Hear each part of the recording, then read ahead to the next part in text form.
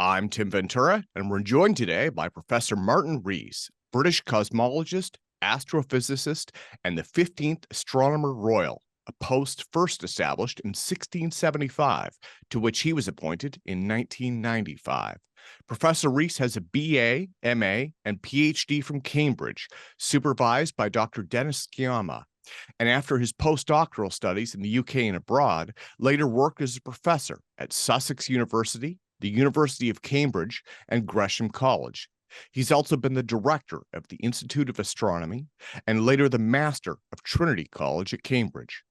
Professor Rees has authored over 500 research papers and numerous books and made contributions to the origin of cosmic microwave background radiation, black hole formation, quasars, gamma ray bursts, as well as more expansive topics in anthropic reasoning and the multiverse. He's also been a supporter of the SETI project and chaired to the advisory board for the Breakthrough Listen project funded by Yuri Milner. So, Martin, welcome, sir. It is truly an honor and a pleasure to have you with me today. Well, it's great to be with you. Thank you very much for inviting me. Well, so today we are discussing your recent Scientific American article, Most Aliens May Be Artificial Intelligence, Not Life as We Know It, which went to print on June 1st, 2023. So the headlines this year have been absolutely filled with stories about both extraterrestrials and artificial intelligence. So I wanted to start out by asking, what was the inspiration for you to bring these two topics together? Yes. Well, it's a topic I've thought about for a long time, and I've written quite a number of articles and a book last year with Don Goldsmith about our future in space, etc. So it's a long-standing interest, and as you say, I've been involved in Yuri Milner's Breakthrough Listen project, so I'm an enthusiast about this. So that's the reason that I wrote this article, because I think it brings a new perspective. It brings a perspective which perhaps is a consequence of my being an astronomer. Astronomers are, of course, aware, like most educated people are, that we are the consequence of about 4 billion years of evolution on Earth, from the first organisms to the present. But I think many people somehow think that we humans are the culmination of that, the top of the tree. And that's something which no astronomers could believe, because we know that the sun is less than halfway through its life. It may have 6 billion more years to go, and the expanding universe may go on much longer, maybe even forever. And I like the Woody Allen quote, eternity is very long, especially towards the end. So I think we should think of humans as being a stage in evolution, but maybe not even a halfway stage in the progressive emergence of complexity. And the question, therefore, is what would be the future evolution of life on Earth, post-human evolution? And why does this relate to aliens? It relates to aliens because we also know now that there are many millions of planets, rather like the Earth, orbiting other stars in our galaxy. We don't know what the chance is that life got started on those. We don't know, but we can't rule it out as being small. And moreover, we know that some of those planets are around stars which are 1 or 2 billion years older than the sun. So if there was life that got started on planets around other stars, some may have evolved slower, some may have evolved faster, but there would be some that has a definite head start of maybe up to 1 billion years or even 2 billion years over life on Earth. And so it may already be the case that some of those planets have harbored or have been the birthplace of life of some kind, which is very different and maybe more advanced than the human life we have here. Well, yourself and co-author Dr. Mario Livio began this story with the Fermi Paradox, And that really comes out of, or is at least related closely to the Drake equation. So essentially, with 100 to 400 billion stars in the Milky Way galaxy alone, the universe should be full of life. But so far, SETI hasn't detected it, which prompted Enrico Fermi to ask, where is everyone? So some speculated that we just haven't looked hard enough yet. Others have worried about a great filter event that basically wipes out advanced civilizations once they reach it, right? And I believe Carl Sagan was concerned about nuclear weapons as a potential great filter. And in your case, I think it was technological singularity, right? Well, not really. I mean, I think, first of all, we don't know what the future is going to be for life on Earth. We may wipe ourselves out. And in my books, Our Final Century, and If Science is to Save Us, I've discussed what might happen in this especially precarious century. Indeed, I make the point that the Earth's been around for 45 million centuries, but this is the first when one species, the human species, has the potential of wiping out all life on Earth. So it's a very special century. And of course, we may not get through it. But if we do get through it, then of course, the question is what will emerge in future centuries? Will it be organic creatures like us? Will we download our brains into something which is inorganic, electronic? And will humans have spread beyond the Earth to other planets? All these things we don't know. But I think in the Drake equation, the big uncertainty in it, apart from the question of whether life begins, is the lifetime of a civilization. And I think most people argue that the Fermi Paradox can be fulfilled because the lifetime of a civilization, they would say, is quite short, a few centuries or a few millennia at most, which is one part in a million of the future lifespan of the sun, which is several billion years.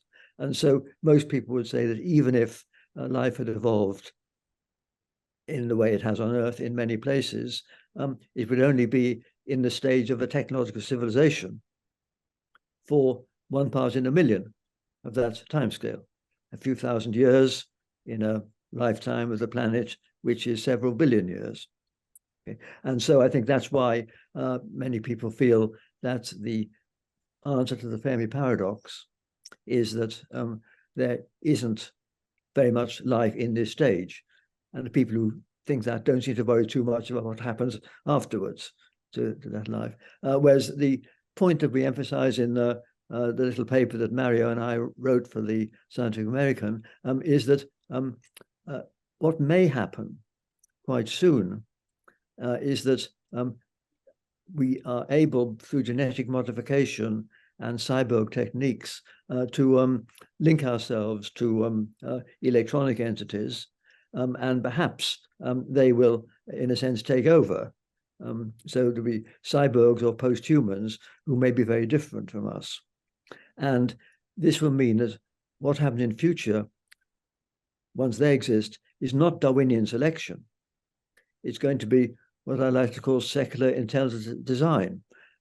These entities are going to maybe design their descendants and improve them in some ways. Okay, and this may happen. And this is one scenario for the future of life on this planet, post-human evolution, if we don't wipe ourselves out, that eventually we have these entities which are electronic and certainly are evolving by design and not by natural selection. And the difference that makes is that natural selection, of course, by Darwinian selection, involves favoring intelligence, maybe, but certainly favoring aggression. And that's why it's normally been assumed that any aliens and any post-humans that succeed us will be territorial and will expand. And they'll come here and they'll eat us, or we'll know they're here. And so that's really the basis of the Fermi paradox and the reason that people may be surprised if we haven't already seen the aliens, if there are many of them. Whereas Mario, Livio, and I would argue that if we think of post-human evolution, it will be something which promotes intelligence, but it won't necessarily be competitive and aggressive.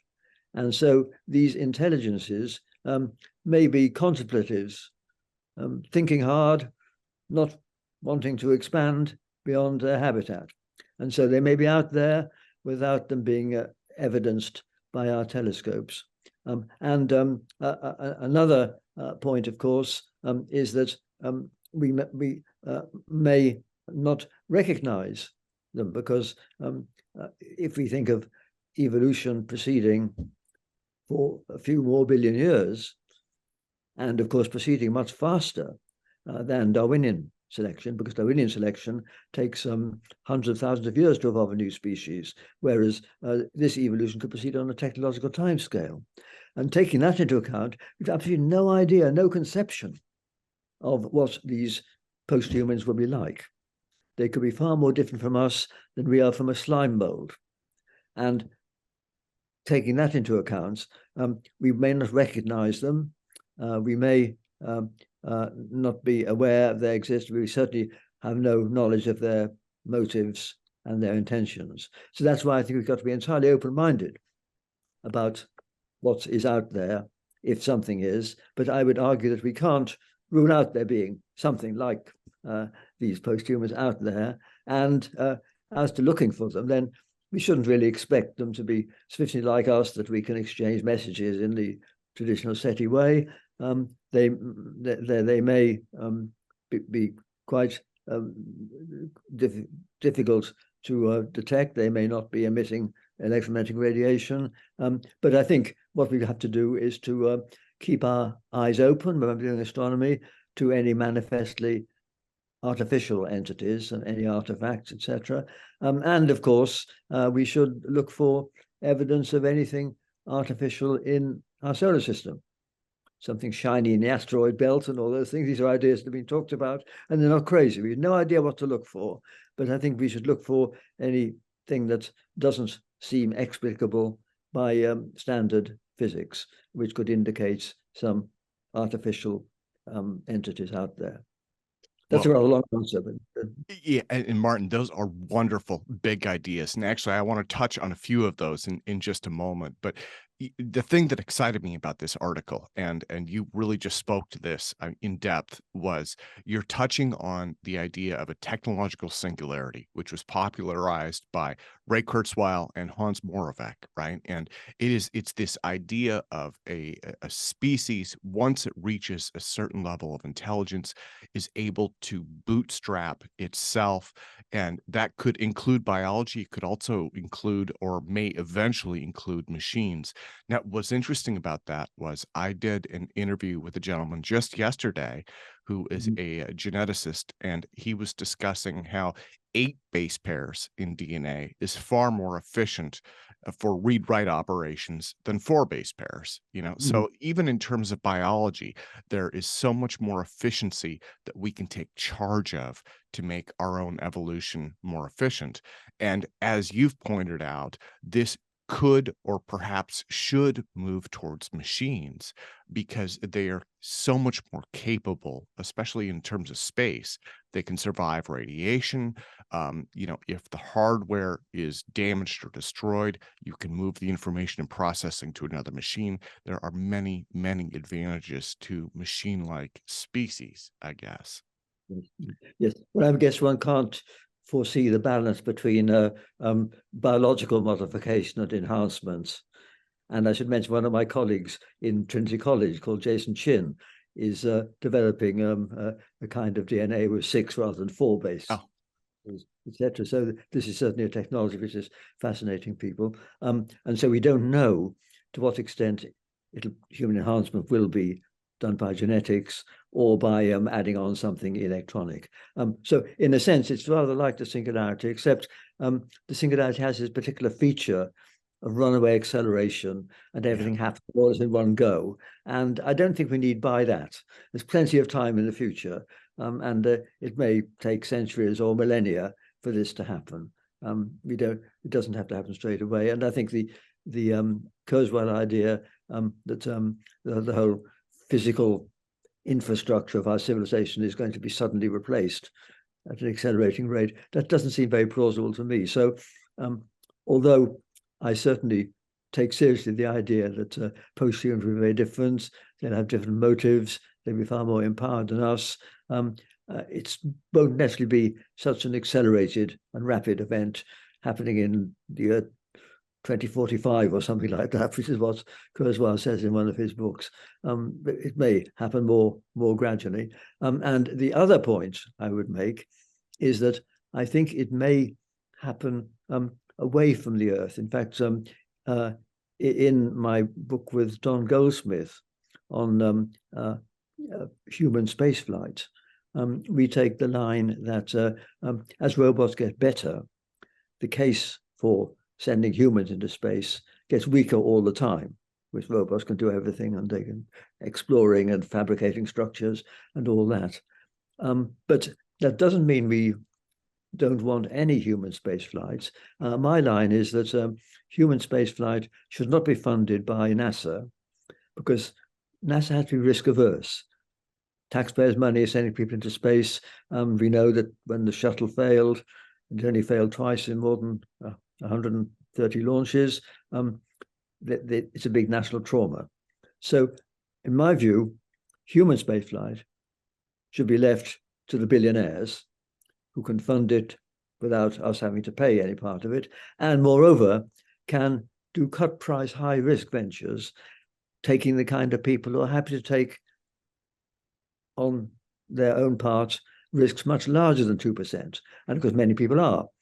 They would go to Mars with a one-way ticket. I mean, Musk himself has said he would like to die on Mars, but not on impact, and good luck to him.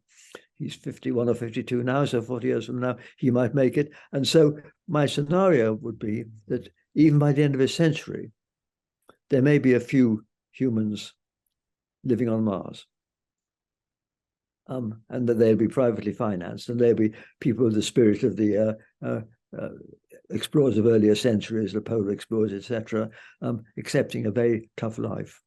But the reason that we should cheer on those people, if they exist, is that they will have every motive to use all the techniques of cyborg and genetic modification to adapt to the very hostile environment they'll find on Mars.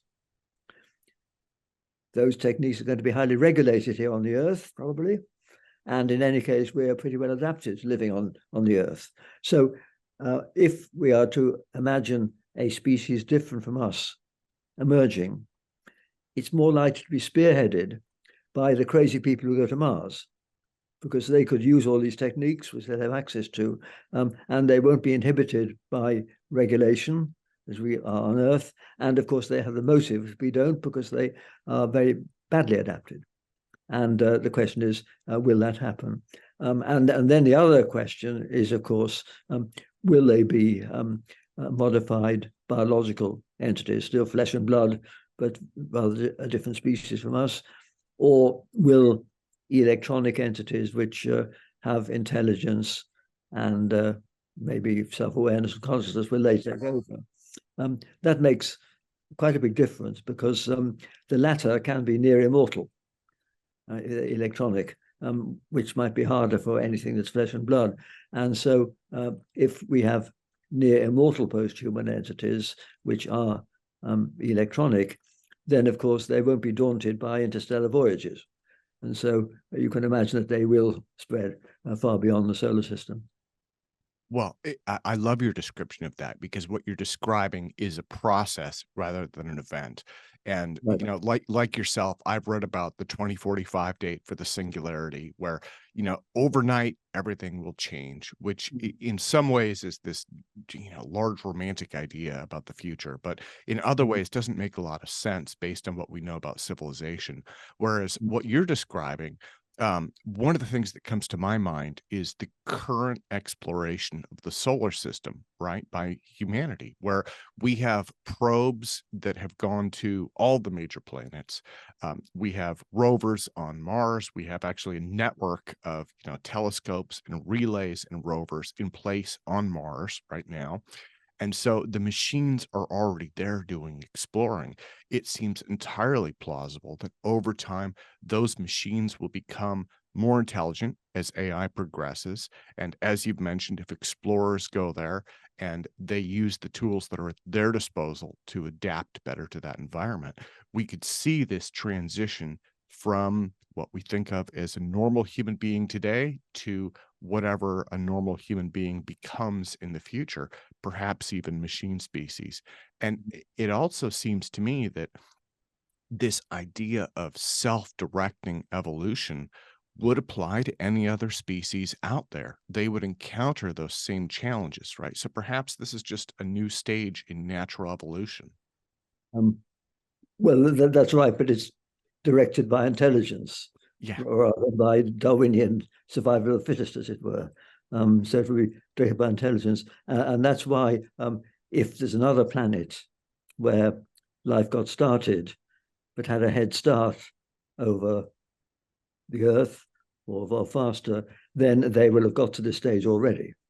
And if their emissaries are heading out into space, then some of them may come here, but we've no idea what they'll be like. Well, I wanted to ask about von Neumann probes.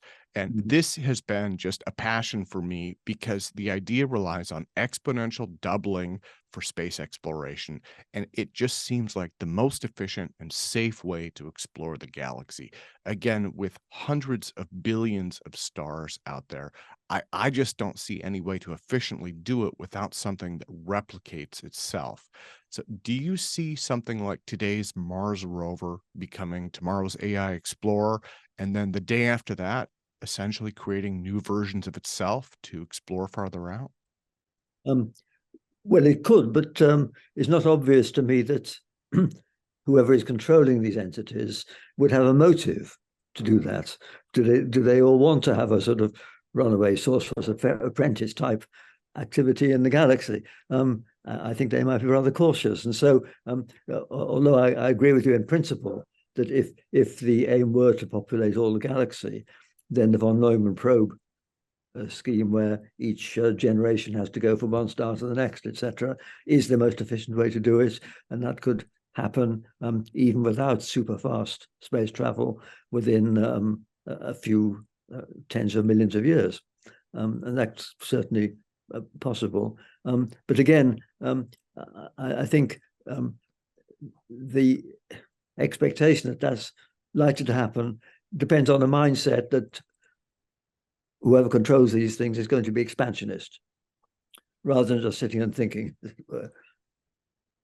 Yeah, well, another thing that you pointed out also is that advanced species that they may not be interested in talking to us to begin with, but even if they are, even if they are sending out communications bursts, as those become more advanced, they appear more like noise. And in the article, you had talked about like a person who was familiar with AM radio. If they received something like a modern encrypted burst transmission, they would have no idea what to do with it or how to decode it. Yeah, yeah. Well, that's right, even if it's intended to be a communication. But of course, I think it's far more likely that any manifestly artificial transmission, which we detect, is something which either isn't a message, it's not meant for us at all, or even if it's meant for us, we may not be able to decode it. So I think the decoding implies a certain common culture and common intellect. We can't assume that. Whereas I think we could confidently identify something which couldn't have emerged naturally.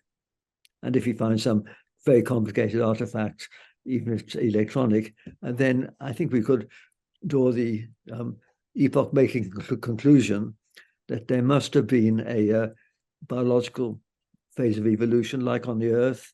There must have been a flesh and blood civilization, and this would be part of the legacy of that civilization, which could have died out 1 billion years in the past if this started off around one of the older stars. Yeah. And so from these humble origins, I mean, it starts out with biology. And again, in the article, and I just wanted to kind of remind the audience of this, you talked about potentially seeing Dyson spheres There was a news headline a while ago about Tabby Star, where there was, I believe, an occlusion to that, and they thought that perhaps that might be some kind of a ring world or something along those lines. So it could become these massive projects from Yes, that. it could, but of course, we can't assume that the intelligences do want to sort of maximize their impact and get more real estate. They may be thinking, they may have ideas, and of course, we can't assume that the basic understanding of nature is something that we've already got in our science. It could be that there are aspects of our world and reality which are as much beyond our intellects as quantum theory is beyond a monkey or my dog. And so we've no idea what the manifestation would be of these very, very advanced technologies. And we can't assume that we've got an understanding of everything that will be important in the far future. It's amazing that our brains, which evolved and haven't changed much since our ancestors were on the African savannah, etc., those brains can understand the micro world of the atom and the cosmos to some extent, but there may be things that are just beyond human brains. And of course, AI may amplify what we can do, etc., but we don't know. So we've got to be, I think, undogmatic and be prepared to keep our eyes open for something which we could probably confidently decide couldn't have evolved by natural biological evolution. Well, your article concludes with the statement, conjectures about advanced or intelligent life are on far shakier ground than those about simple life. And so ultimately, I'm wondering if our lesson from this article might be that while simple life follows the rules of evolution, advanced species make their own rules. Could that be our takeaway? I think that's true. And we humans are at this transition. And it's a crucial few centuries when a flesh and blood civilization with technology may be inaugurating this transition here on Earth or maybe on Mars to this new phase of evolution. So we're at a special time. And of course, we have got to get through this period safely because obviously we are well aware of the risks that confront us during this period. Of course, we don't know the likelihood of life getting started, because even though evolution is fairly well understood, as you know, the transition from complex chemistry to the first metabolizing, reproducing entities we call alive is still not understood. It's been discussed for a long time. There's a famous Miller-Urey experiment about 60 or 70 years ago, and for 50 years after that, the subject was put in the too difficult box. No one really repeated that experiment. They could have done a lot better than that, but it wasn't worked on. Whereas now, some biologists are thinking seriously about how the first reproducing, metabolizing systems could evolve, that could start to develop Darwinian evolution. And of course, they have a motive, because the other exciting development is, of course, the ability to study exoplanets. I think within 10 or 20 years, it will be possible to detect whether exoplanets like the Earth orbiting other stars have a non-equilibrium atmosphere, evidence of vegetation, for instance. So I think evidence for some kind of life, not intelligent life, is something we may have within the next 10 or 20 years. And that'll remove what's a big uncertainty in the Drake equation now, the chance of life getting started. But still, the probability of simple life evolving through all the blockages to intelligent life, that may be a small probability. So even if simple life is common, intelligent life may still be rare. But I think what's very exciting is that the likelihood of simple life is something we may have clearer ideas on, and evidence for some kind of life, even if it's just vegetation on other planets, within 20 years we may well have. I'm thinking of Earth-like planets where this might have happened. But of course, some people are thinking about what could happen in our solar system. And of course, the attempts being made to look for some evidence of fossil life on Mars, as you know, and that's worthwhile. But I think even more interesting is to look for evidence for something living in the oceans underneath Enceladus, which is a moon of Saturn, or Europa, a moon of Jupiter. Both of these have ice and water underneath. And the reason for that is that if we found life on Mars, simple life, it wouldn't be obviously a separate creation, because we know material can go from Mars to the Earth and vice versa. Whereas if we found life, even simple life, under the ice of one of those icy planets, then most people would think that had to be an independent origin, even if it didn't show different kind of DNA or something like that, which would be an indication that it was different. And of course, if an experiment of that kind did find evidence for life around one of those moons, that would be an epoch-making discovery, because if life had originated twice independently in our solar system, that immediately says it can't be a rare fluke, and that the origin of life must have happened millions or even billions of times in our galaxy. Whereas at the moment, we can't rule out the possibility that the origin of life is such a rare fluke that it didn't get started anywhere else.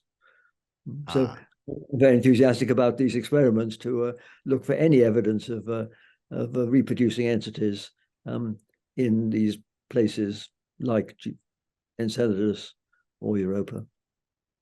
Well, Martin, on that note, let me thank you so much for your time today. And again, it has been a tremendous honor to have you join us today. I cannot express that enough, and a true pleasure to be able to speak with you. Let me close by asking, what do you see happening in the near future as things begin to move forward? Because we've talked about a lot of far future concepts. What do you think that we may see in future headlines in the next year or two, if anything? Yes. Well, of course, there is a revival in human spaceflight, and as I say, I'm not very enthusiastic about that. Really, I think that that's very expensive, and it should be done in a cut price, high risk way by private people, because it is just an adventure. But as we know, there are attempts to get back to the moon by 2030 from the Americans and from others. I'm not very keen on that, but I do hope that robotics will advance. Let's think about the robots on Mars. The Curiosity probe got there 13 years ago or so, and it was very slow, because if it had a rock ahead of it, it had to report back to Earth to get directions to change. Whereas Perseverance, the more recent one, I think can work out its own route around obstacles, etc.